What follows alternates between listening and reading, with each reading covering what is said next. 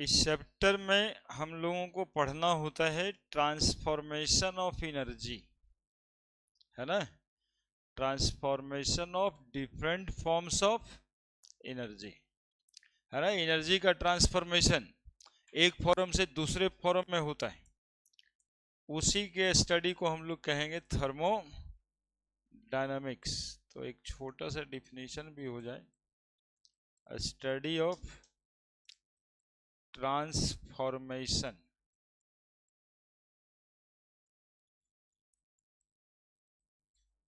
Of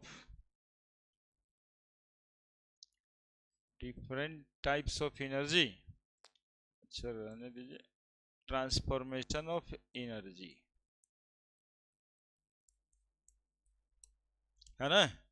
एक form से दूसरे फॉर्म में जो ट्रांसफर होता है ना। Study of transformation of energy, study of transformation of energy को हम लोग कहेंगे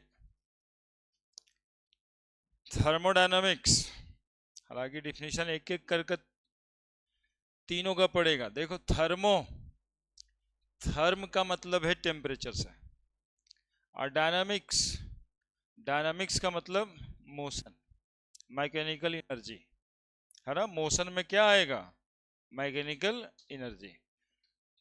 तो study of inter conversion of heat energy into mechanical energy called as thermodynamics.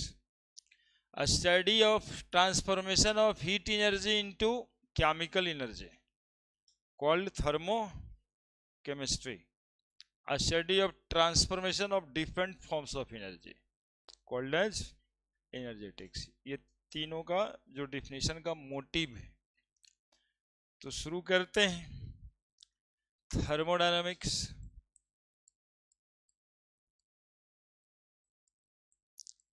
Thermodynamics दो वर्ड से बना है, ऐसे समझेंगे इसको। थर्म है ना। थर्म का मतलब टेम्परेचर से, और डायनामिक्स का मतलब मोशन से, और मोशन मतलब mechanical energy.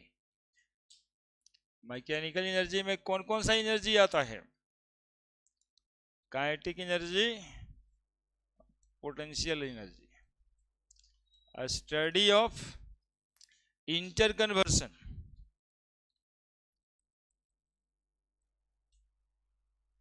Inter conversion of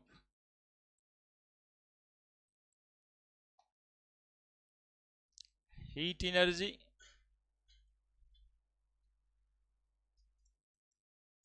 into mechanical energy known as thermodynamics.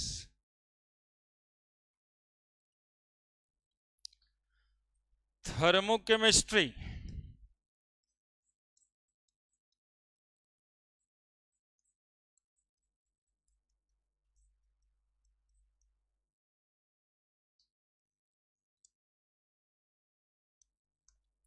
यहां भी थर्म है, मतलब टेम्परेचर, और केमिस्ट्री केमिकल एनर्जी,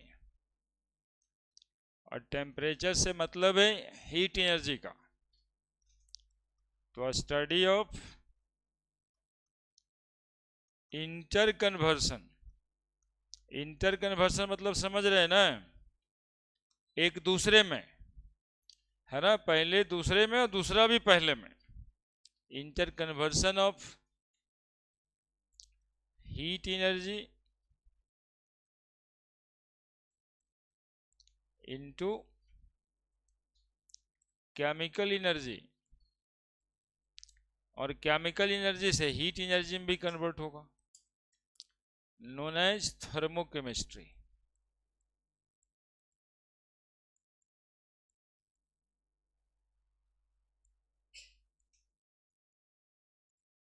तो शुरुआती चैप्टर में थर्मोडायनामिक्स से होगा, और बीच में हम लोग थर्मोकेमिस्ट्री में चले जाएंगे, है ना। रिएक्शंस एक्सोथर्मिक एंडोथर्मिक का नाम सुने होंगे। एक्सोथर्मिक एंडोथर्मिक बताने लगेंगे तो वो थर्मोकेमिस्ट्री हो जाएगा। इनर्जेटिक्स,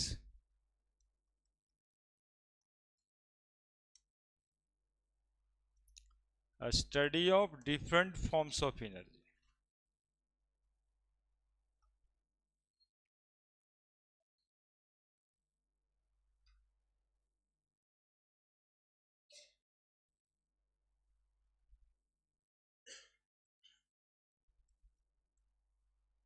Known as energetics.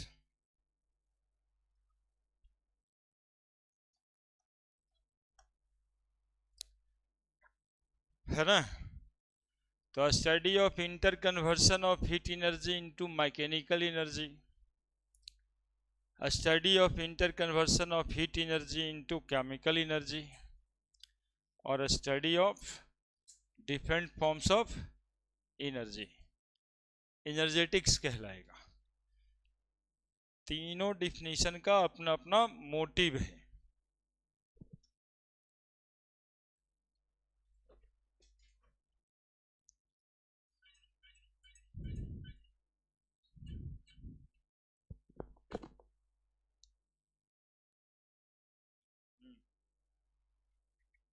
हाँ जी, बोलिए ना। अभी क्लास में है, कल 11 बजे।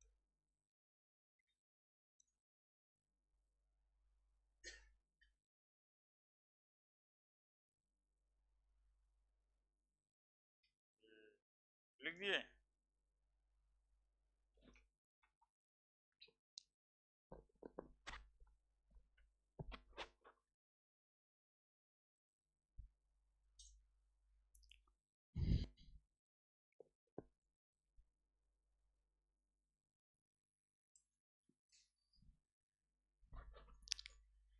तो हीट एनर्जी का कन्वर्सन किस चीज में करना है? मैकेनिकल एनर्जी में। हीट एनर्जी का कन्वर्सन मैकेनिकल एनर्जी में, मोशन में। कहाँ आप देखा है कहीं? इंजन में। गाड़ी जितना चल रहा है सब में पेट्रोल जलता है, पेट्रोल से हीट ही एनर्जी तो डेवलप होता है, और उसमें व्यवस्था बना रहता है क्रैंक शाफ्ट, जो उस हीट एनर्जी को मैकेनिकल एनर्जी यानी चक्का घुमाने में काम आ जाता है। वही तो मैकेनिकल इंजीनियरिंग होता है कि how you convert heat energy into mechanical work done, है ना, डिफरेंट फॉर्म से। जैसे पेट्रोल जल के हीट एनर्जी, सीएनजी वाला कहते हैं ना इंजन बनाए, तो सीएनजी वाला फ्यूल जल के हीट एनर्जी डेवलप होगा, उससे कैसे मैकेनिकल वर्क डन कर लेंगे? हाइड्रोजन फ्यूल्स जला करके कैसे कर लेंगे? तो ये थर्मोडायनामिक्स का स्कोप तो बढ़ते ही जा रहा है। थर्मोकेमिस्ट्री में हीट एनर्जी केमिकल एनर्जी में, जैसे कोई केमिकल रिएक्शन होता है तो उसको गर्म करना पड़ता है, तो जब गर्म करते हैं तो रिएक्शन होता है, और रिएक्शन होने के बाद भी एनर्जी रिलीज हो जाता है, तो उस केमिकल मॉलिक्यूल में एनर्जी स्टोर होता है, वो हीट एनर्जी में कन्वर्ट हो जाता है। तो हीट एनर्जी का कन्वर्सन केमिकल एनर्जी में। डिफरेंट फॉर्म्स ऑफ एनर्जी थोड़ा थोड़ा बता देते हैं। जैसे हाइड्रो इलेक्ट्रिक पावर जनरेशन ना, इसका साइंस एग्जीबिशन सब करता है। पानी स्टोर करते हैं डैम में, तो पानी में स्टोर होता है पोटेंशियल एनर्जी। एक हाइट से पानी को गिराते हैं तो पानी में मोशन आ जाता है, काइनेटिक एनर्जी। और फिर उसमें टरबाइन लगा देते हैं और डायनेमो लगा देते हैं, जिस सेट को हम लोग कहते हैं जनरेटर, है ना। तो टरबाइन घूमना लगता है, वो चक्किया जनरेटर देखा है ना सब, वो गोल वाला चक्का घूमता है, तो पानी की एनर्जी से घूमता है, और फिर उससे बल्ब जल जाता है, यानी इलेक्ट्रिक एनर्जी। यानी कहाँ पानी में स्टोर था पोटेंशियल एनर्जी, कहाँ बल्ब जल ग्लो कर गया, यानी electric energy, that is the different forms of energy, है ना। तो इसमें फर्स्ट लॉ ऑफ थर्मोडायनामिक्स भी है, जिसमें कहा यह गया है कि energy neither be created nor be destroy, it changes their forms only, है ना। एनर्जी को आप ना क्रिएट कर सकते हो ना तो डिस्ट्रॉय कर सकते हो, ये एक फॉर्म से दूसरे फॉर्म में चेंज होगा, that is law of thermodynamics. हो गया, है ना।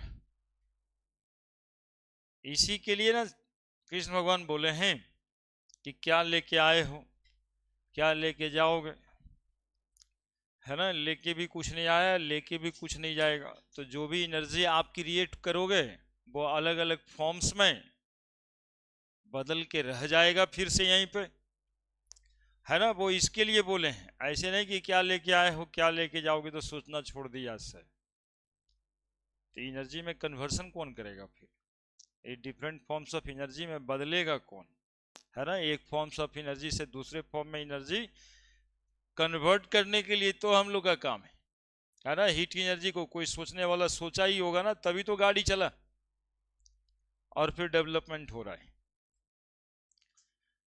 अब इस चैप्टर को पढ़ने के लिए ना कुछ टॉपिक्स पढ़ना है, सम टर्म करके सम टर्म, जिसमें पहला term system and surrounding,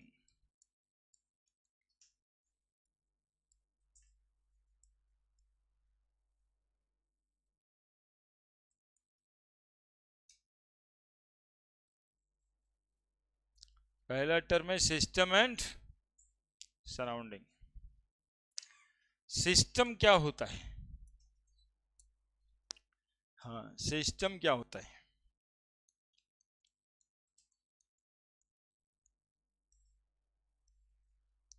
system क्या होता है, तो everything in the universe is a system, है ना। ऐसे कहते हैं कि जिस चीज पे हम थर्मोडायनामिक क्वांटिटी का चेंज ऑब्जर्व करते हैं उसको सिस्टम कहते हैं, है ना। देखो जैसे ये part of the universe, definition लिखेंगे, ये part of the universe in which we observe the changes, है ना। Part of the universe in which we measure changes, universe का वो पार्ट, ऐसे बना दें क्या, ये सिस्टम तो है, क्या बना हुआ है ये जी, इसको हम सिस्टम कह रहे हैं, सीधा सीधा बात है बस। अर्थ जैसा लग रहा है ना। तो अर्थ भी एक सिस्टम है, इसमें हम लोग चेंजेस मेजर करते हैं, टेम्परेचर का चेंज मेजर करते हैं, प्रेशर का चेंज मेजर करते हैं, मैटर का चेंज मेजर करते हैं। तो इसको हम लोग क्या कह देंगे, सिस्टम, और रिमेनिंग पार्ट को सराउंडिंग कह देंगे। और सिस्टम और सराउंडिंग मिल करके बना देगा यूनिवर्स, है ना। A part of universe in which we measure the changes of thermodynamic quantities या physical quantities called as system. ठीक है, क्या बोले, समझ में आया। कहते हैं कि एवरीथिंग इज ए सिस्टम, ये घड़ी है ना, इसको भी हम सिस्टम कह देंगे कि वो एक सिस्टम है। और इसमें चेंज क्या मेजर करते हैं, तो देखिए ना, घड़ी में बिना बैटरी का चलेगा क्या, तो केमिकल एनर्जी स्टोर्ड है और मैकेनिकल वर्क डन कर रहा है उसका कांटा घूम करके, तो हो गया सिस्टम। कहेंगे पूरा अर्थ एक सिस्टम है, बिना सनलाइट का चलेगा क्या, सन से एनर्जी आ रहा है और यहाँ पे फोटोसिंथेसिस हो रहा है, हम लोग खाना खा कर करके बढ़ रहे हैं, तो डिफरेंट फॉर्म्स ऑफ एनर्जी। तो अर्थ इज ए सिस्टम, समझ में आ रहा है ये बात। सब कुछ दुनिया में एक सिस्टम है, एवरीथिंग इज ए सिस्टम, और उस सिस्टम को छोड़ करके बाकी जितना भी है वो क्या है, सराउंडिंग। क्या हम लोग भी सिस्टम है क्या? तो हाँ, हर इंडिविजुअल एक सिस्टम है। इसको भी एनर्जी के लिए डिफरेंट सोर्सेस पे डिपेंड करना पड़ता है और फिर ये वर्क परफॉर्म करता है। ये सिस्टम और सराउंडिंग आपस में सेपरेटेड है एक बाउंड्री से। इसको हम लोग क्या बोलेंगे, बाउंड्री। सही है स्पेलिंग ये, बी BOU ना होना चाहिए, तो बाऊ हो गया। सराउंडिंग तो ठीक ही है गधा। अच्छा, बाउंड्री गलत है कि सही है ये बताओ ना। अच्छा ठीक है, बहुत गलत लिखते हैं। बाउंड्री दो तरह का होता है ना, बाउंड्री दो तरह का होता है। ये वाला बताओ कौन सा दो तरह का होता है बाउंड्री? अब सही है बाउंड्री, अब लिखने नहीं आ रहा है लगता हमको। बाउंड्री दो तरह का होता है, लिख देते हैं।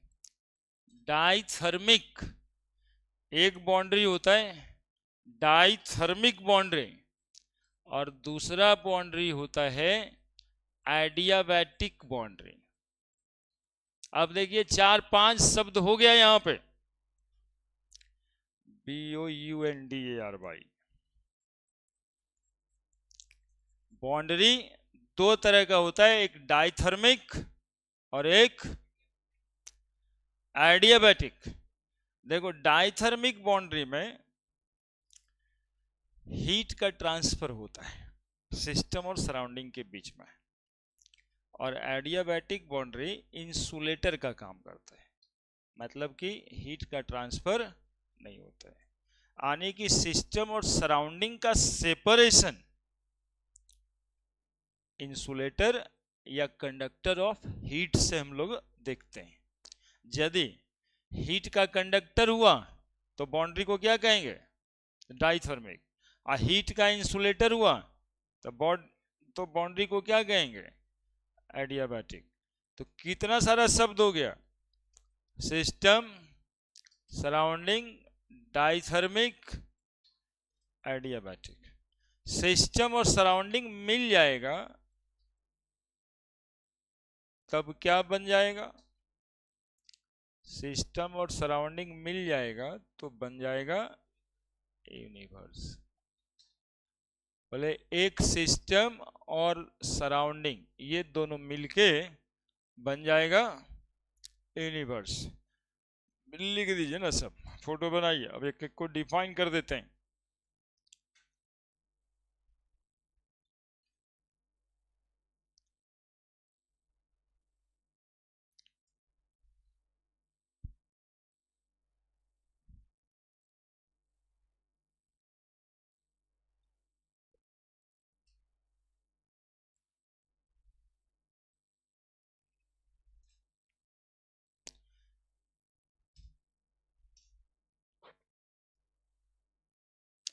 कैसे डिफाइन करेंगे सिस्टम को,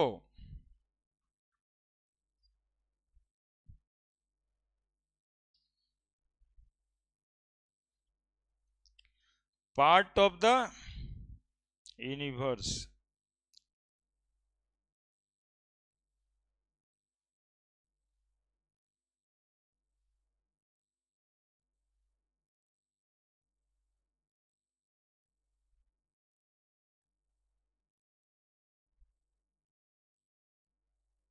सही कर लिया सराउंडिंग का स्पेलिंग।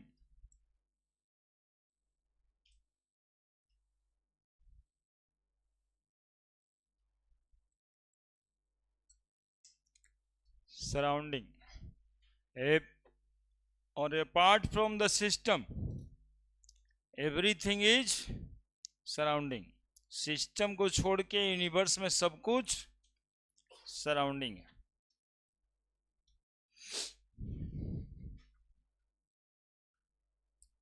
और सिस्टम और सराउंडिंग के बीच में क्या होता है, एक बाउंड्री होता है। बाउंड्री डाइथर्मिक भी हो सकता है, एडियाबैटिक भी हो सकता है ना। शॉर्टकट में यहीं पे लिख देना है, कंडक्टर और इंसुलेटर। ये डिफाइन क्या करेंगे अलग से, conductor of heat, insulator of heat. Conductor insulator मतलब सब समझता होगा। जो हीट का कंडक्शन करे उसको कहेंगे डाइथर्मिक बाउंड्री, और जो हीट का कंडक्शन नहीं करे उसको कह देंगे एडियाबैटिक बाउंड्री।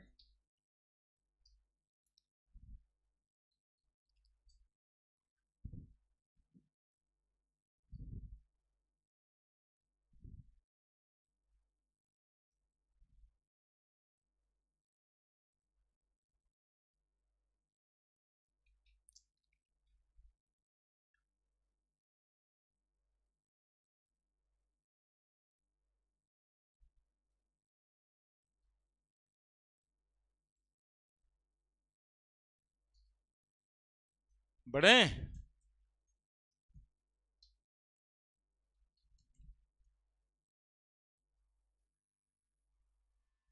बड़े किसको कहेंगे, system. Part of the universe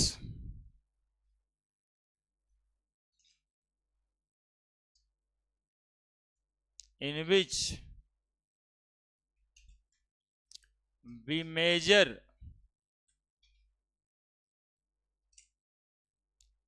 the changes of thermodynamic quantity.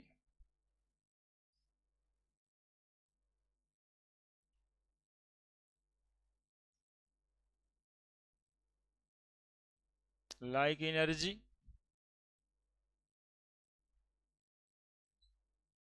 known as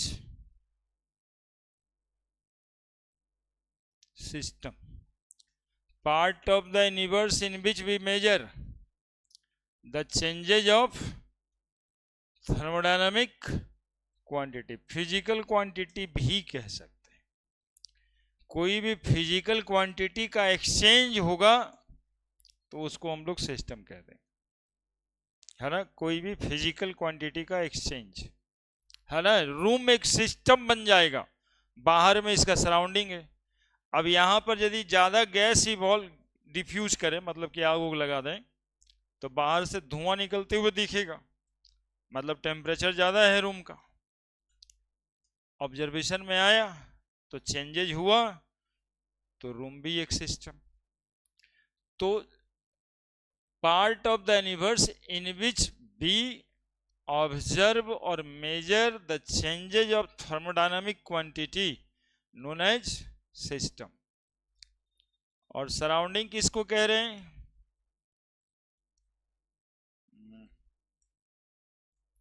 surrounding किसको कहते हैं, apart from system, apart from system, everything in the universe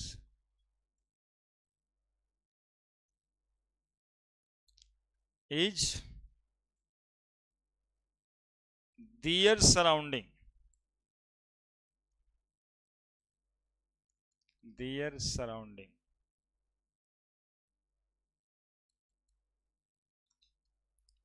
है ना, जैसे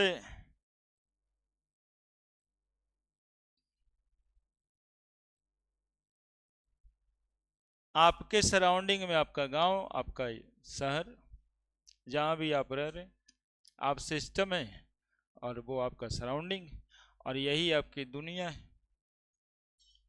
और होता तो सब कुछ है ना। अमेरिका तो है, ये है यूनिवर्स में, गए नहीं है तो इसका मतलब थोड़े है कि नहीं होता है, लेकिन वो आपके सराउंडिंग में है या नहीं है। तो गए नहीं है इसका मतलब थोड़े है ऐसा कि वो नहीं है, सराउंडिंग में तो है ही है ना। आप नहीं गए, तो सिस्टम और सराउंडिंग, आइए सब मिला के universe, system and surrounding,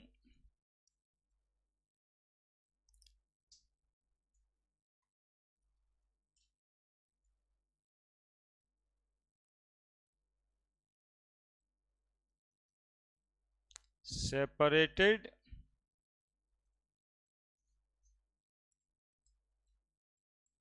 through boundary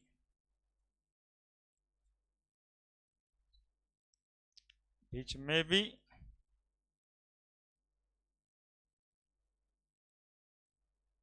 dithermic or adiabatic.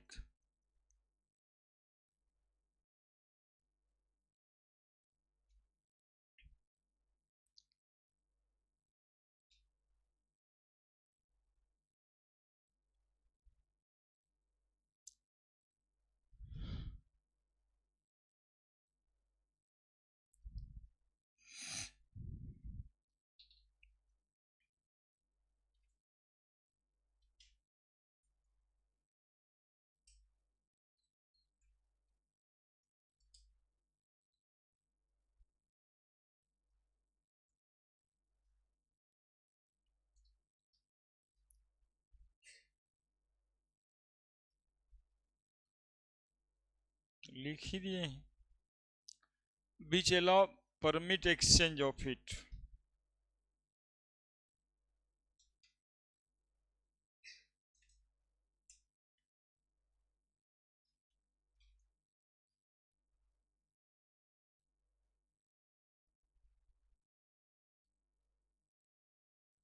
Do not allow exchange of it.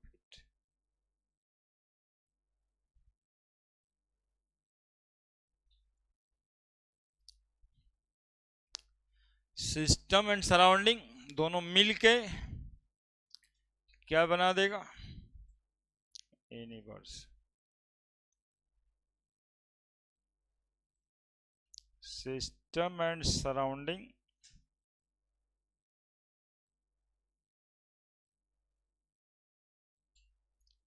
collectively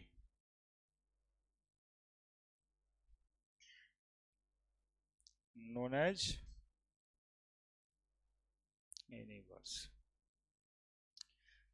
ये सब थोड़ा लिखने का जरूरत नहीं भी रहता है, शुरुआत हर चैप्टर आसान से होता है, बीच में जैसे जैसे चैप्टर का उम्र बढ़ता है वैसे वैसे थोड़ा भारी होने लगता है, और उसको यदि संभाल लिए तो अंत ठीक होता है, अब वो नहीं संभला तो अंत और भारी हो जाता है। ये ऐसा हर चैप्टर को देखने को मिलेगा। अभी तक 3-4 चैप्टर में आप लोग ये फील भी किए होंगे कि शुरू में तो सब ठीक ही लग रहा था, बीच में भारी हो गया, संभला तब हो गया अंत, और नहीं संभला तो पता नहीं।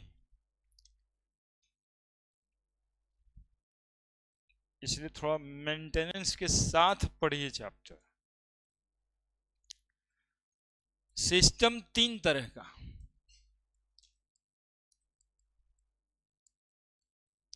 सिस्टम 3 तरह का, एक ओपन सिस्टम, एक क्लोज सिस्टम और एक आइसोलेटेड सिस्टम।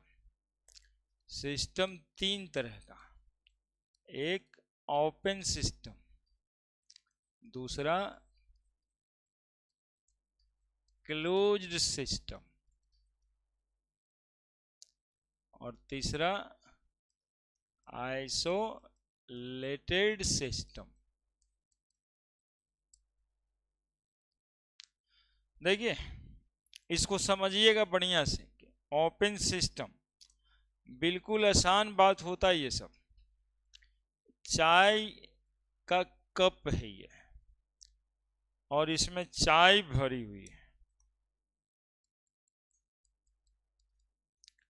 है ना, ये भी एक सिस्टम है। चाय का कप में चाय है और ये एक सिस्टम है। कैसा सिस्टम है, ओपन सिस्टम। बोलो मैटर का ट्रांसफर, चाय के वेपर बनते रहते होंगे, बाहर निकलता रहता होगा, हीट एनर्जी का एक्सचेंज होता रहता है।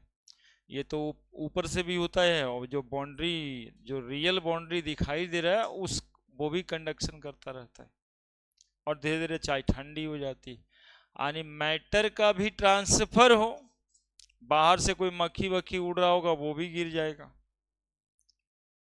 मैटर का ट्रांसफर हो गया। और साथ में एनर्जी का भी ट्रांसफर हो, तो मैटर के भी ट्रांसफर हो और किसका ट्रांसफर हो, एनर्जी का भी ट्रांसफर हो। ऐसे सिस्टम को हम ओपन सिस्टम कहते हैं।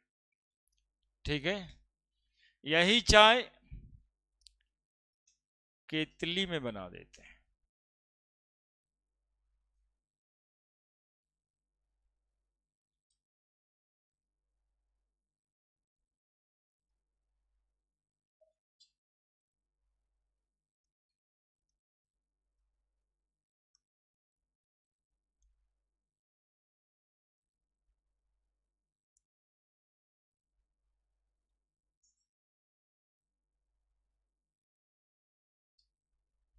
देखो पूरा का पूरा रेलवे वाला व्यवस्था कर दिए। नहीं, रेलवे में चाय, चाय चाय बेचने वाला कितना इरिटेटिंग होता है। दूर जाओ और सुबह सुबह में सोए रहोगे तो पैर में सटा देता है केतली। उसका चाय पियो उठ करके। इसको हम चाय का केतली को बना रहे हैं, इसमें भी चाय ही है।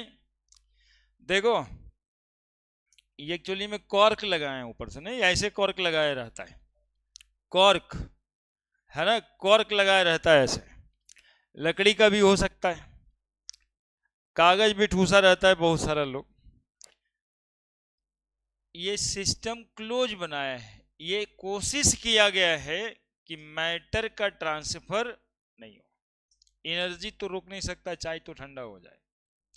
कॉमन सवाल रहता है कि चाय गर्म है कि चाय ठंडा है, तो मैटर का ट्रांसफर नहीं हो रहा है, लेकिन एनर्जी का ट्रांसफर हो रहा है।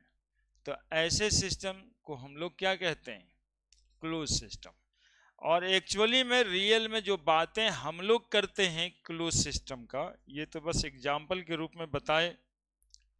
हम लोग जो बातें करते हैं वो बातें गाड़ी के इंजन से समझ में आएगा। देखा होगा टू व्हीलर जनरली बिकेगा कि वो गाड़ी कितना सीसी का है, 125 सीसी है या 250 सीसी है या 350 सीसी का गाड़ी है। ये सीसी का गाड़ी है, इसका मतलब क्या होता है, थोड़ा सा समझो इस बात को। सिस्टम एक्चुअली में पूरे चैप्टर में वही काम करना है, वही पढ़ना है। वो जो सीसी रहता है ना, मतलब होता है क्यूबिक सेंटीमीटर।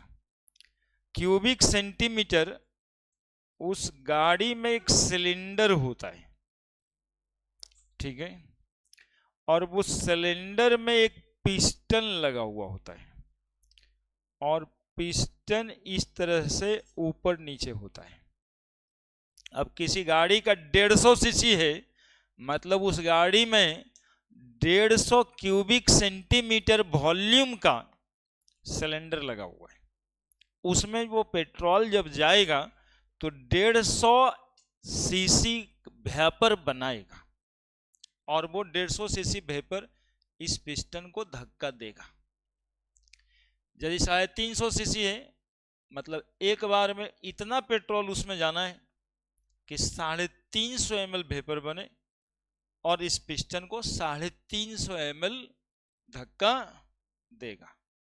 अब पावर किस में ज्यादा होगा, पावर किस में ज्यादा होगा, बोले 350 सीसी वाले में, कारण कि उसमें 350 ml पिस्टन को धकेल रहा है। 150 वाले में कम पावर हो जाएगा। समझ रहे हैं मेरी बात, 350 सीसी वाले का पावर ज्यादा होगा, तो माइलेज कम किसका होगा, बोले 350 सीसी। चूंकि वही धक्का देने के लिए 150 ml वेपर बनाना है, 150 सीसी वेपर बनाना है, और वही पिस्टन को धकेलने के लिए हमें कितना वेपर बनाना है, तो 1 बूंद पेट्रोल में 350 सीसी, तो 2 बूंद लग जाए, 1 बूंद पेट्रोल में 150 सीसी, तो 2 बूंद लगेगा ना वहां पे 300 सीसी वेपर बनाने के लिए, क्योंकि दोनों गाड़ी में तो पेट्रोल तो सेम जाएगा, है ना। तो एगो माइलेज देगा 60 का, तो एगो कहेगा 30 का माइलेज देता है। तो जितना ज़्यादा बड़ा सीसी लीजिएगा माइलेज उतना कम हो जाएगा, है ना। तो ये एक्चुअली में क्लोज सिस्टम का एग्जांपल है। इससे गैस लीक नहीं होगा, जो वेपर बनेगा वो लीक नहीं होगा। यही पिस्टन ऊपर नीचे होता रहता है सिलेंडर में, और इसी पिस्टन को एक क्रैंक शाफ्ट से जोड़ देता है। तो इसका जो टू एंड फ्रो मोशन है ना, वो क्रैंक शाफ्ट के थ्रू रोटेटरी मोशन में कन्वर्ट हो जाता है। क्रैंक शाफ्ट एक डिवाइस है ना, इसके टू एंड फ्रो मोशन को रोटेशनल मोशन में कन्वर्ट करने वाला डिवाइस लगता है, गाड़ी में लगेगा क्रैंक शाफ्ट, है ना। क्रैंक उसको नॉर्मली मिस्त्री की भाषा में क्रैंकवा करते रहता है। जनरली खड़खड़ गाड़ी खड़खड़ करेगा तो क्रैंक शाफ्ट का प्रॉब्लम है। आप ऐसा वाला प्रचार देखा होगा कैस्ट्रॉल GTX नहीं, मोबिल वाले में कहेगा ये जो ऊपर नीचे होता है, तो कैस्ट्रॉल का वो फ्लूइड डालिएगा तो स्मूथ ऊपर नीचे होगा, नॉकिंग प्रॉपर्टीज कम होगी। ये कैसा सिस्टम का एग्जाम्पल है? Close system. आपके चैप्टर में जितना बार सिस्टम की बातें होगी वो सब दिमाग में यही आना चाहिए कि नीचे से हॉट वेपर्स होगा, पिस्टन को धक्का दे रहा होगा, तो एनर्जी का ट्रांसफर यहां से भी हो जाना है, यानी हीट एनर्जी का, लेकिन मैटर का ट्रांसफर नहीं, यानी हॉट वेपर इससे नहीं निकलेगा, लेकिन एनर्जी कोई रोक नहीं सकता। तो यही चाय के कप से एग्जाम्पल आसान होने के लिए दिए हैं। एनर्जी का ट्रांसफर इसमें रुक जाएगा, एनर्जी ट्रांसफर नहीं करेगा, लेकिन मैटर का ट्रांसफर होगा।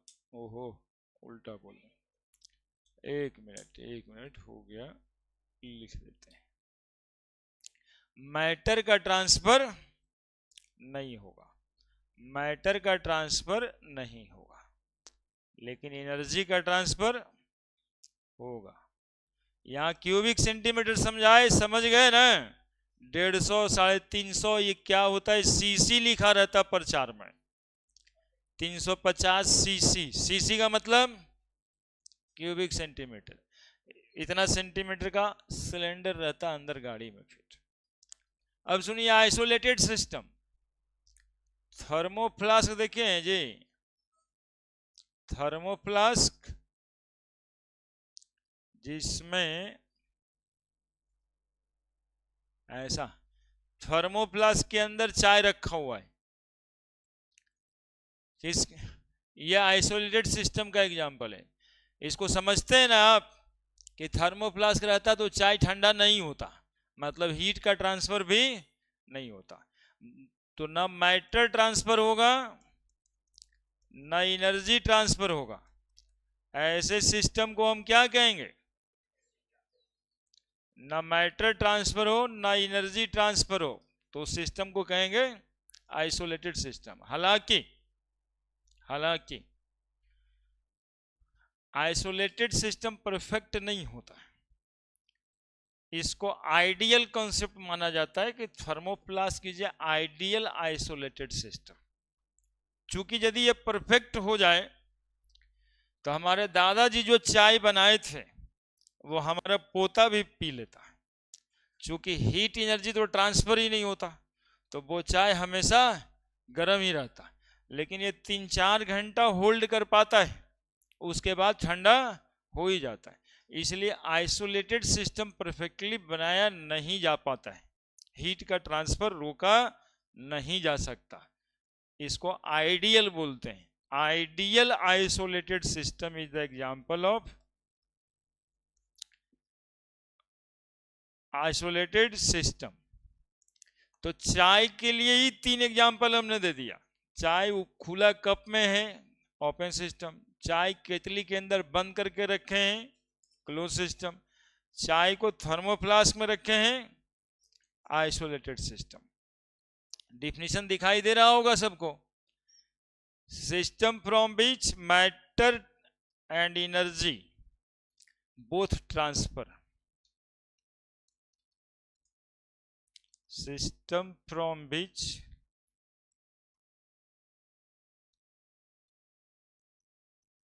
Matter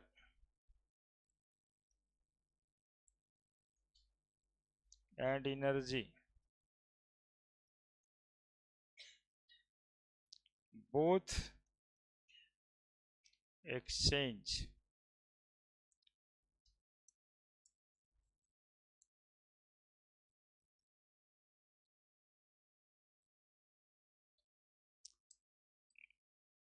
transfer।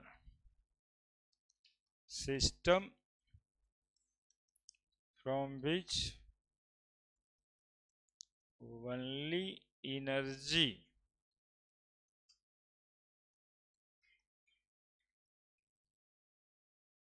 transfer but not matter।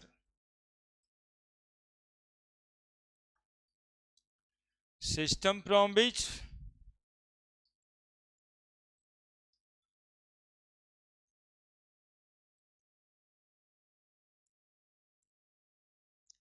neither matter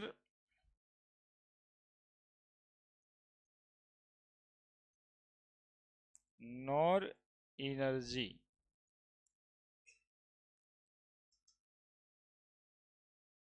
transfer, known as isolated system।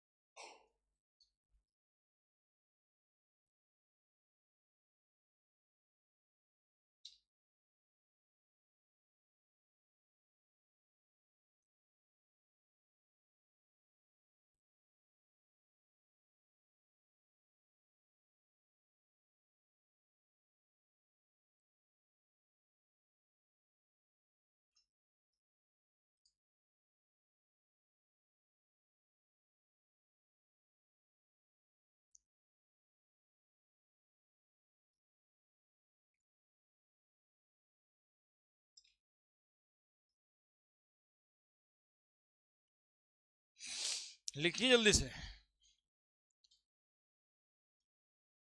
तो बस कुल मिला के ये तीन ही सिस्टम होता है, जिसमें ज़्यादातर हम लोग को पढ़ना क्या रहता है, जब सिस्टम की बातें हो तो कौन सा सिस्टम की बात करते हैं। हाँ, ओपन सिस्टम से कोई काम नहीं होना है, आइसोलेटेड सिस्टम से भी कोई काम नहीं होना है ना। सारा काम जो होगा वो क्लोज सिस्टम से। तो कभी सिस्टम की बातें करें तो सिस्टम अपने आप ही दिमाग में आना है, क्लोज सिस्टम। मैटर का ट्रांसफर नहीं होगा। कोई केमिकल रिएक्शन भी होता रहता है ना, तो उसमें सिस्टम चाहिए होता है क्लोज्ड, ताकि जो भी आप केमिकल सब्सटेंस मॉलिक्यूल से उसका कंजर्वेशन कर सके, that is law of conservation of mass को फॉलो कर सके, है ना। मास लॉस हो जाएगा सराउंडिंग में, तो फिर law of conservation of mass, है ना। बहुत सारा मॉलिक्यूल वेपर बनता हो, वेपर बन के बाहर उड़ता रहे तो फिर गड़बड़ होगा। मतलब एक केमिकल रिएक्शन भी कहाँ करवाना है हम लोगों को, क्लोज सिस्टम।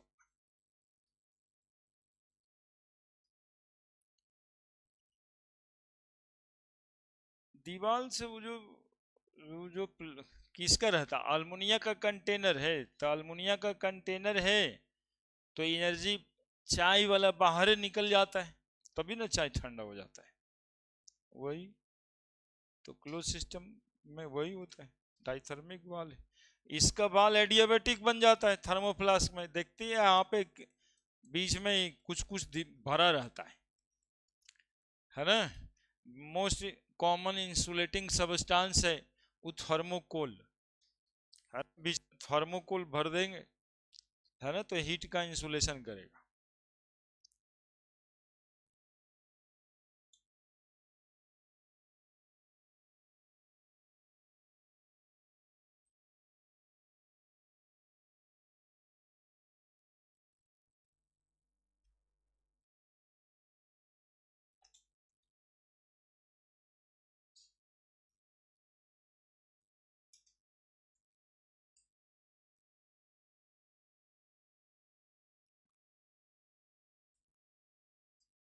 हो गया। दूसरा क्वांटिटी है, दूसरा टर्म है स्टेट वेरिएबल्स।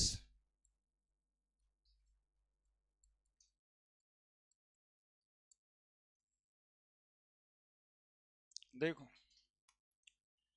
एक सिस्टम और सिस्टम,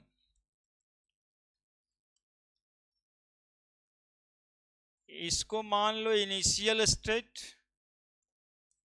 सिस्टम का इनिशियल स्टेट, और ये सिस्टम का फाइनल स्टेट।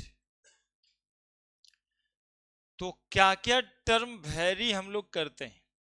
तो एक सिस्टम को ऑब्जर्व करेंगे, उसके अंदर number of mole of gaseous substance कितना है, या फिर क्या है, अमाउंट क्या है, दैट इज N1 हो जाएगा, इधर क्या हो जाएगा, N2। सब्सटेंस के अंदर गैस का वॉल्यूम क्या है, तो V1, इधर V2। सिस्टम का प्रेशर क्या है, P1 P2। सिस्टम का टेम्परेचर क्या है, T1 T2। Heat energy system में कितना है, हीट एनर्जी 1, हीट एनर्जी 2। इस सब टर्म को हम लोग कहेंगे स्टेट वेरिएबल। सिस्टम है कोई, तो बातें करते हैं। अब देखो नया टर्म आएगा इसी के बाद, इंटरनल एनर्जी कितना पे है, कितना सिस्टम की इंटरनल एनर्जी है, और फाइनली सम सिस्टम का इंटरनल एनर्जी कितना है। तो internal energy 1, internal energy 2।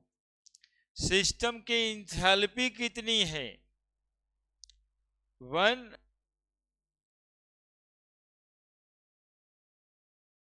System का स्टेट मेजर होता है, एंट्रोपी 1, एंट्रोपी 2। सिस्टम की फ्री एनर्जी कितनी है, फ्री एनर्जी 1, फ्री एनर्जी 2, या गिब्स एनर्जी कहते हैं उस फ्री एनर्जी को। तो ये सब जो क्वांटिटी पढ़ेंगे उसको हम लोग स्टेट वेरिएबल कहेंगे। सिस्टम में यदि कुछ बदलेगा तो वो क्वांटिटी सब क्या बदलेगा, तो इंटरनल एनर्जी में बदलाव होगा, इंथैल्पी में बदलाव होगा, एंट्रोपी में बदलाव होगा, गिब्स एनर्जी में बदलाव होगा, सिमिलरली प्रेशर में बदलाव होगा, वॉल्यूम में बदलाव होगा सिस्टम का, टेम्परेचर में बदलाव होगा सिस्टम को। तो ये सब को हम लोग क्या कहेंगे, स्टेट वेरिएबल। जो वेरी किया हर स्टेट पर, यही सब टर्म होगा जो वेरीज करेगा। आप भी एक सिस्टम हो ना, तो कोई ना कोई टर्म साथ में चल रहा है जो वेरी कर रहा है। जैसे आपके बॉडी का वजन, अमाउंट, हर साल हर महीने 1-2 किलो घट बढ़ होता है, तो ये स्टेट वेरिएबल्स है। अभी तक लंबाई बढ़ रहा होगा कुछ ना कुछ, है ना, बढ़ते बढ़ते यहां तक पहुंचे, तो ये आपका स्टेट वेरिएबल्स था, है ना, कि कोई चेंज उसमें हो रहा है तभी ना हम लोग कहेंगे वेरिएबल। कुछ वेरी ही नहीं कर रहा है तो कांस्टेंट हो गया, उसको हिंदी में क्या कहेंगे, जस का तस पड़ा हुआ है। कोई वृद्धि ही नहीं हो रही।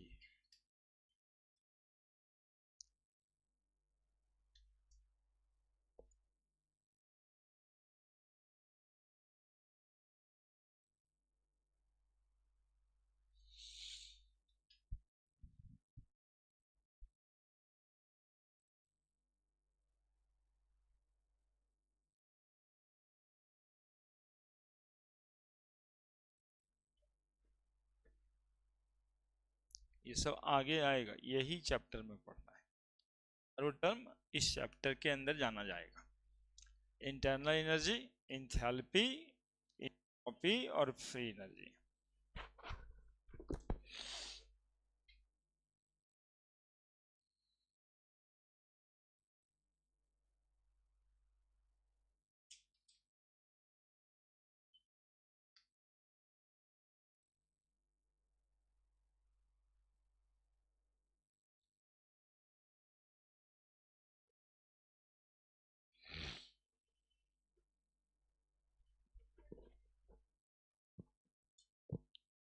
टू ने लिखे,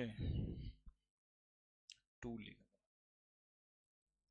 है ना, फाइनल होगा, इनिशियल होगा, हर पल बदलेगा, टाइम के साथ बदलेगा, है ना। तो उस टर्म को स्टेट वेरिएबल कहेंगे। फिजिकल क्वांटिटी भी चेंजेज विथ टाइम,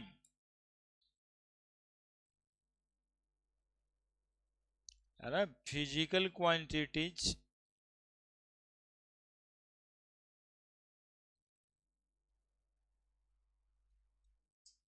भी changes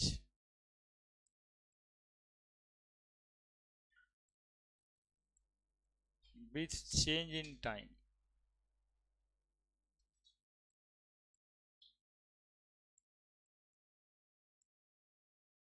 known as state variables, है ना। जैसे वो चाय, उसका हर पल बदलेगा टेम्परेचर, नहीं। जैसे जैसे चाय रखा रहेगा कहेंगे क्या, को ठंडा हो रहा है।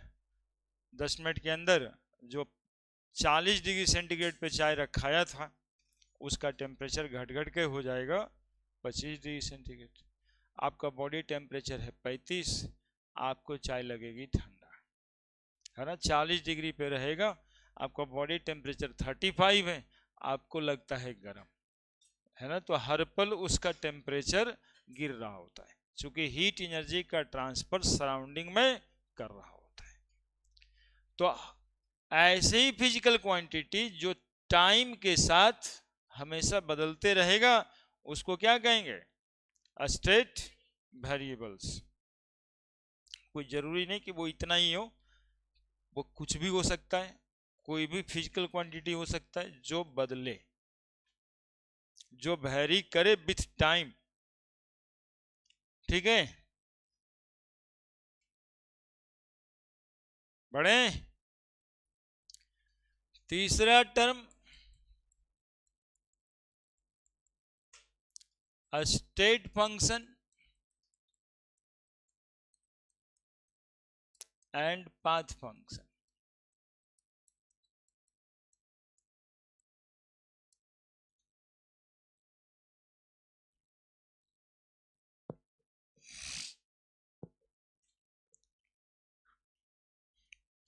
देखिए,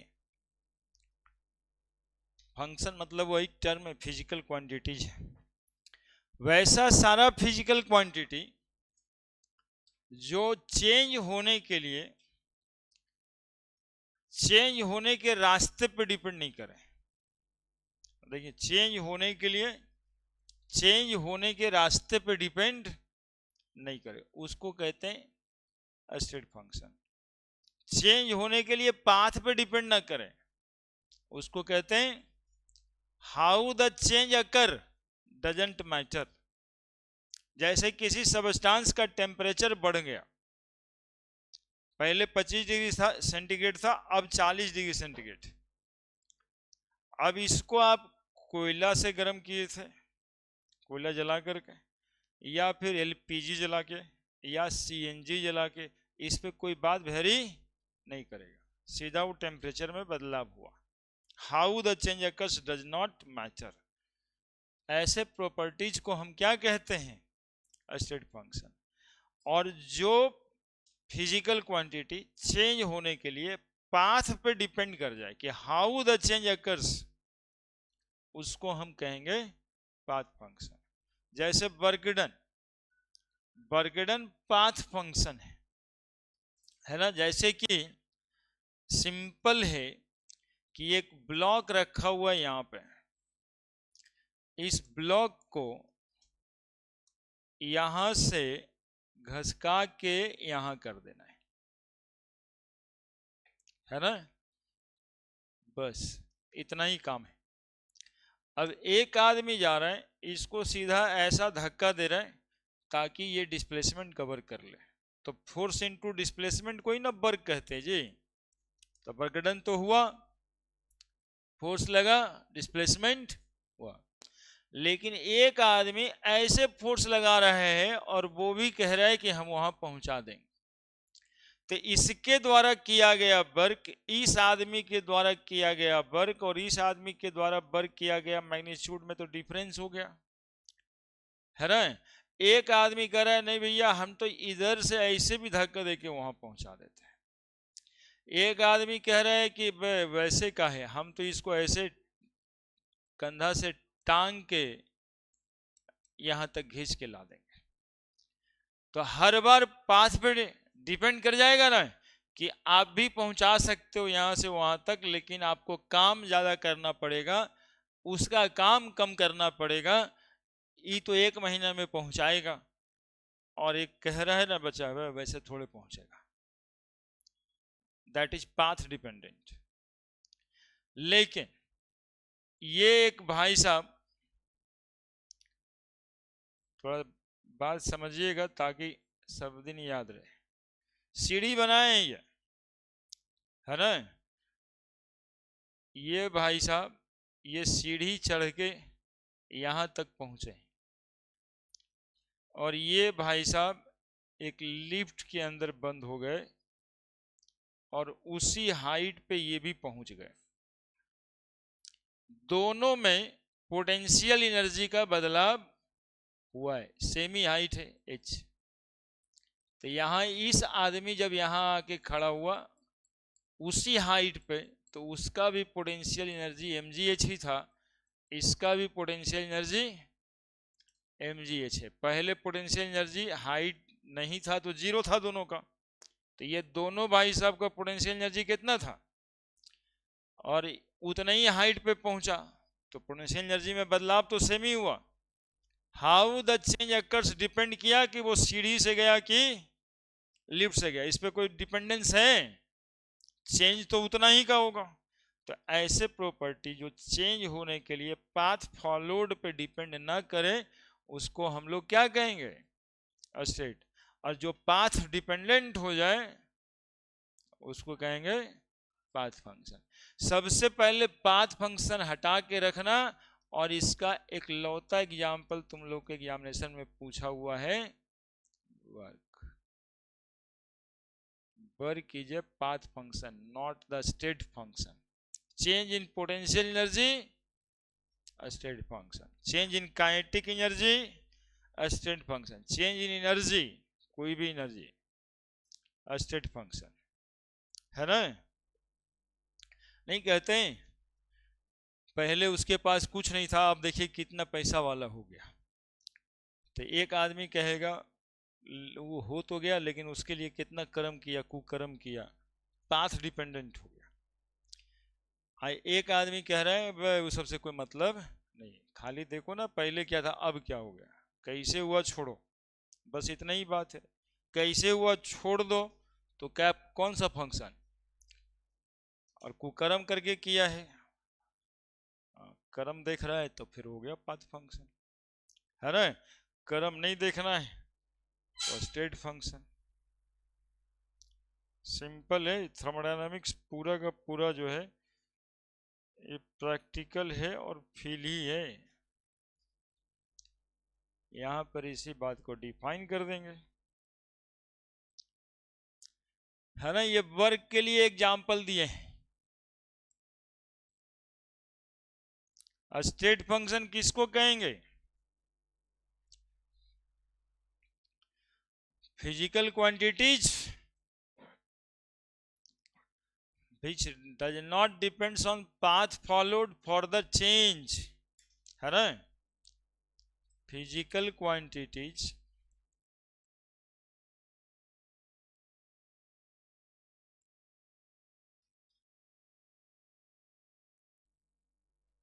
which does not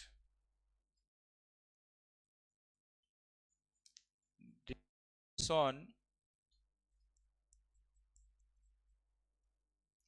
path followed for the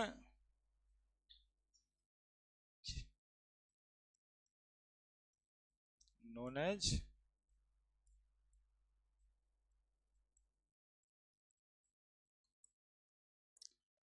state function. थोड़ा बहुत फोटो वोटो बना लेना, थोड़ा ही बहुत, पूरा का पूरा नहीं उतारना है।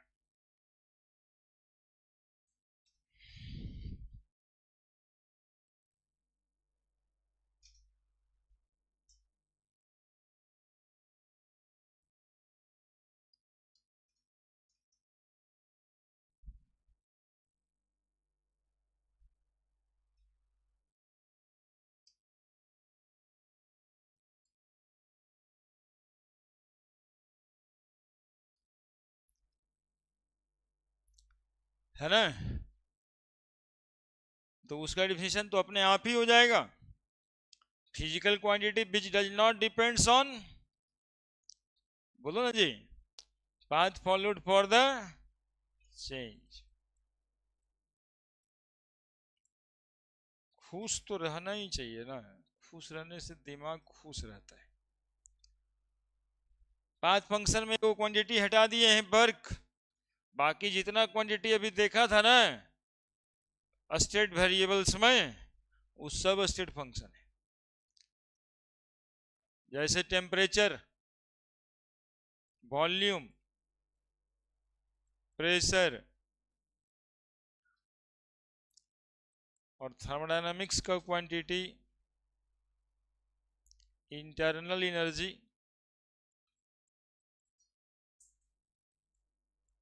Enthalpy, entropy, Gibbs energy. अरे ये सब कुछ नहीं है, एनर्जी ही है, ये सब एनर्जी ही है।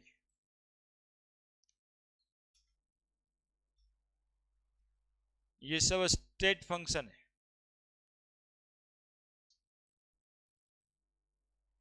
ये सब का चेंज पाथ पर डिपेंड नहीं करता है।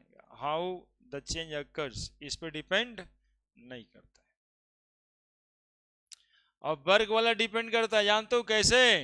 क्योंकि वर्क में डिफिनीशन के साथ होता है एफएस, वो एंगल अलग अलग लगेगा, हर एंगल पे वर्क बदल जाएगा, है ना। हर एंगल पे, हर थीटा एंगल पे वर्क बदल जाएगा, इसलिए कहेंगे पाथ पे डिपेंड करता है। हाँ लिखा है।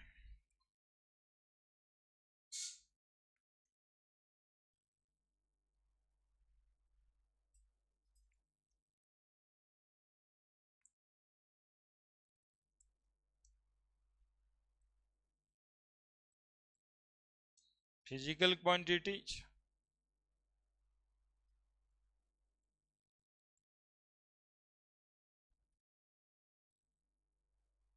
which depends on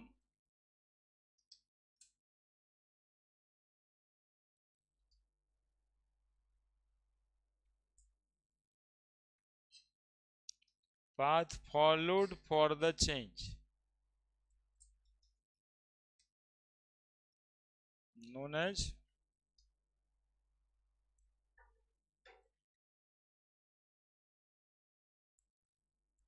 path function। Example FS cos theta,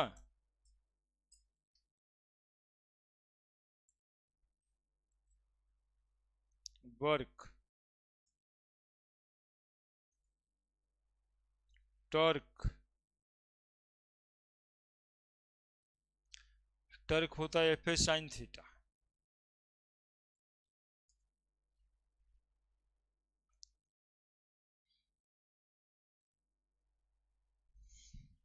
torque होता है F साइन थीटा।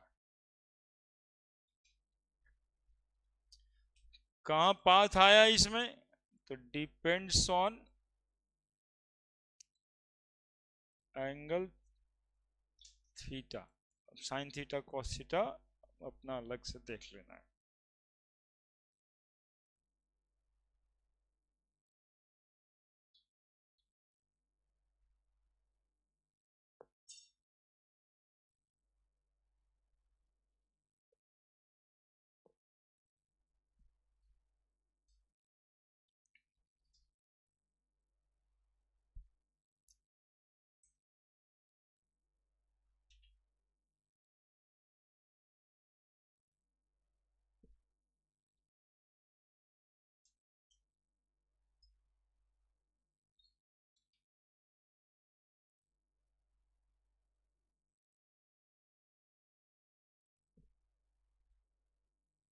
क्या हो गया है नंबर?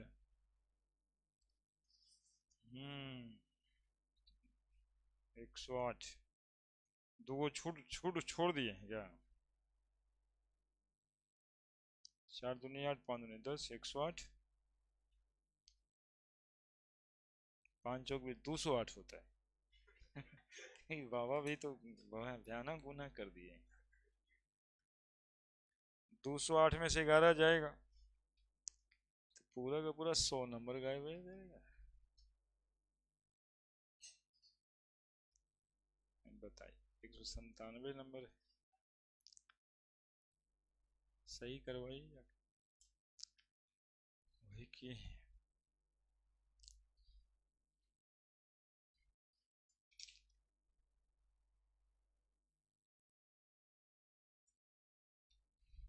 ठीक है, पाथ फंक्शन और स्टेट फंक्शन। नेक्स्ट बढ़े। ये पाथ हम आपको दिखाएं सिर्फ ट्री बनाने का और लिफ्ट बनाने का मतलब यही था।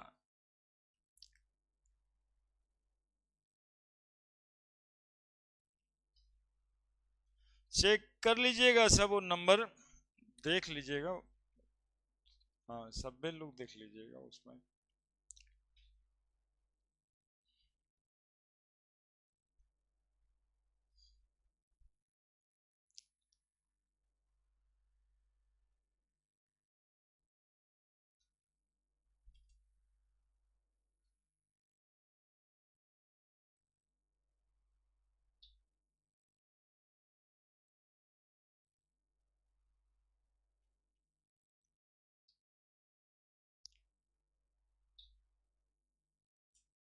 ठीक है, बढ़े।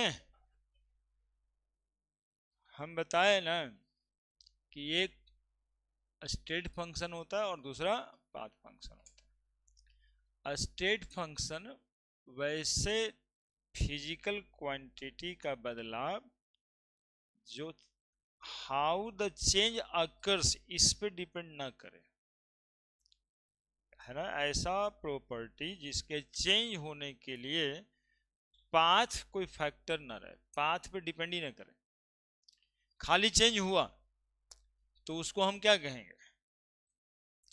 जैसे ये आदमी लिफ्ट से इतना हाइट चढ़ गया ऊपर, ये आदमी सीढ़ी लेकर के चढ़ा इतना ऊपर, दोनों के पोटेंशियल एनर्जी में बदलाव आया, दोनों के पोटेंशियल एनर्जी में, लेकिन हाउ द बदलाव कर डजंट मैटर। तो ऐसे प्रॉपर्टीज को स्टेट फंक्शन कहेंगे। अब जैसे इंटरनल एनर्जी का चेंज, अब जैसे इंटरनल एनर्जी का चेंज कैसे हुआ इस पर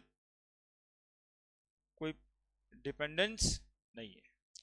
टेम्परेचर का चेंज एक बॉडी का टेम्परेचर बदल गया, हाउ, कैसे बदला, ये मैटर नहीं करता। तो ये कैसा प्रॉपर्टी है, स्टेट फंक्शन।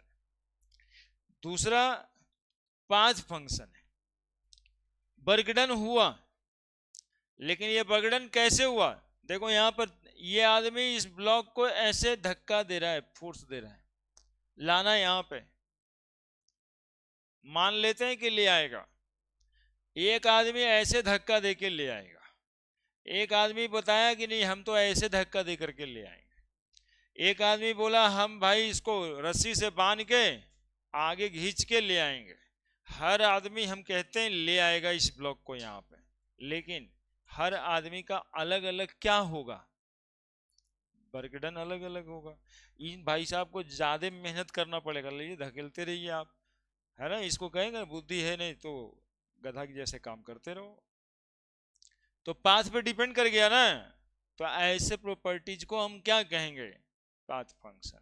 लेकिन टेम्परेचर कैसे बदला, सीएनजी जला के बदले, कोयला जला के बदले, वो तो बदल गया, सिर्फ इस कहाँ डिपेंड किया कुछ पे, है ना। हाँ वो क्या पूछ रहा है, वो मास और वॉल्यूम दो क्वांटिटी है उसमें, वो कहाँ से आएगा, स्टेट फंक्शन और पाथ फंक्शन में, वो इंडिपेंडेंट प्रॉपर्टी रहना चाहिए, है ना। वो इंटेंसिव और एक्सटेंसिव में आता है, ला देंगे, है ना। यहाँ पर कौन सी प्रॉपर्टी होगी, स्टेट वेरिएबल जो बदलता है, डेंसिटी को नहीं बदलता है, वाटर की डेंसिटी सन 500 ईस्वी से उतना ही है, 1 किलो/लीटर, कहाँ बदलता कहीं, है ना। तो वैसे क्वांटिटी को यहाँ पर क्लासिफाई नहीं करना है जो बदलता ही नहीं है ना। ये सब पल पल बदलता है। अरे इंटरनल एनर्जी किसको बोलते हैं, आंतरिक ऊर्जा। यदि तुम खा पी रहे हो रोज, तो कुछ ना कुछ इंटरनल एनर्जी में बदलाव आएगा ना भाई। बीमार पड़े थे, कमजोर हो गए थे, रोज खाना खाए तो कुछ डेवलपमेंट डेली हो रहा है कि नहीं हो रहा है, तो आपकी इंटरनल एनर्जी बदल गई। ऐसा प्रॉपर्टी जो लगातार क्या हो, बदले, इसमें ये आएगा। बदला कैसे, ये डजेंट मैटर। अब तुम बड़ी मोटा हो गया भाई 5 महीना के बाद आया, तो अब बीच में दूध पी रहा था उससे मोटा हुआ, काजू खा रहा था उससे मोटा हुआ, या रोटी खा रहा था उससे मोटा हो रहा है, या सतुआ खा रहा था उससे मोटा हो रहा है, मैटर करता है क्या, बस मोटा हो गया था, बीमार था, अब मोटा हो गया। तो ये स्टेट फंक्शन है, बदलना चाहिए, है ना। तो डेंसिटी वगैरह ऐसे जगह पे नहीं लेके आना है, क्या नहीं लेके आना है, पूछ दिया तो सही है किया, डेंसिटी नहीं लाना है। कोई कहे रिफ्रैक्टिव इंडेक्स, तो रिफ्रैक्टिव इंडेक्स कभी वो किसी का बदलता है क्या, वो तो पानी का फिक्स है 1.33 रहेगा, ग्लास का फिक्स है 1.5 रहेगा, एयर का फिक्स है 1 ही रहेगा। कोएफिशिएंट ऑफ विस्कोसिटी, कोई लिक्विड है तो कितना विस्कस है वो उसका नेचर है, ये सब बदलेगा नहीं, ठीक है। तो स्टेट फंक्शन और पाथ फंक्शन समझ गए होंगे। अब यहीं पे रहने देते हैं। एक टर्म था होमोजीनियस और हेट्रोजीनियस, रुकिए अभी, होमोजीनियस और हेट्रोजीनियस 2 मिनट वाला है। तो होमोजीनियस सिस्टम कहा जाता है एक ऐसा सिस्टम जो एक ही फेज में हो, पूरा सिस्टम एक फेज में, यानी पूरा लिक्विड हो, पूरा सॉलिड फेज हो, पूरा गैसियस फेज में हो। और एक सिस्टम को कहते हैं हेट्रोजीनियस, जिसमें 2 फेज हो कम से कम, उसको कहते हैं हेट्रोजीनियस सिस्टम। जैसे सॉलिड आई से पानी में तैर रहा है, तो ये कैसा सिस्टम बनाया है, तो कहेंगे हेट्रोजीनियस सिस्टम, क्योंकि सिस्टम में सॉलिड भी है और साथ में लिक्विड भी है, कि सेपरेटेड नहीं है, केवल सॉलिड, केवल आइस नहीं है, गैस रहे और लिक्विड के सरफेस से उठ रहा है, जैसे vapour, liquid and liquid vapour. तो ये कैसा सिस्टम है, हेट्रोजीनियस सिस्टम है, ठीक है। केवल पानी ही है, होमोजीनियस सिस्टम है, ठीक है। तो एक होमोजीनियस और हेट्रोजीनियस सिस्टम।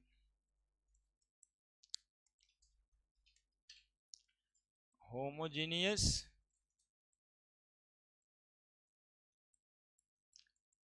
और हेट्रोजीनियस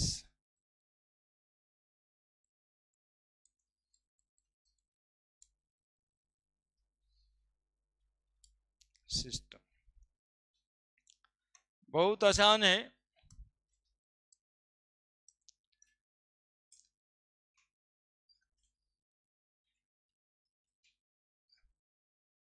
सिस्टम कैसा सिस्टम? जो सिर्फ किस में हो, एक ही फेज में हो। System which is uniform through out, system which is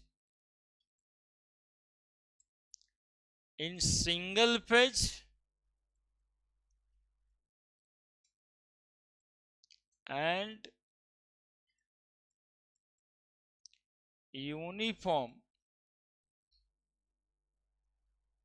throughout, known as homogeneous system।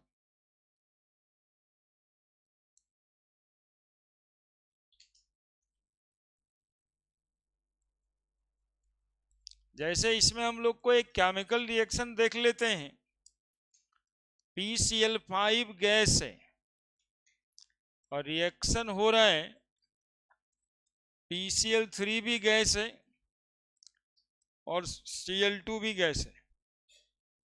तो रिएक्टेंट और प्रोडक्ट इस रिएक्शन में एक सिस्टम बना रहा है और ये system through out single phase में ही है, गैस और गैस ही है। तो ये होमोजेनियस सिस्टम है। System which not in single phase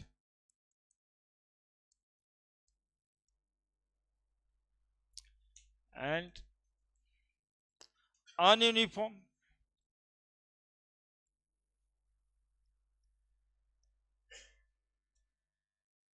known as heterogeneous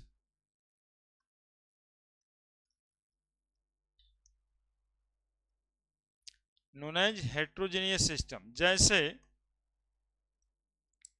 NH4HS ammonium hydrogen sulphide, ये सॉलिड है and this will converted to ammonia gas plus H2S 415 hydrogen sulphide gas. बताइए सॉलिड ओवर गैस। तो ये जो system बना वो कैसा सिस्टम बना? बोलेंगे सर हेट्रोजेनियस सिस्टम बना। देखिए H2O लिक्विड, H2O वेपर के साथ गैस, कैसा सिस्टम बनेगा? हेट्रोजीनियस सिस्टम बनेगा,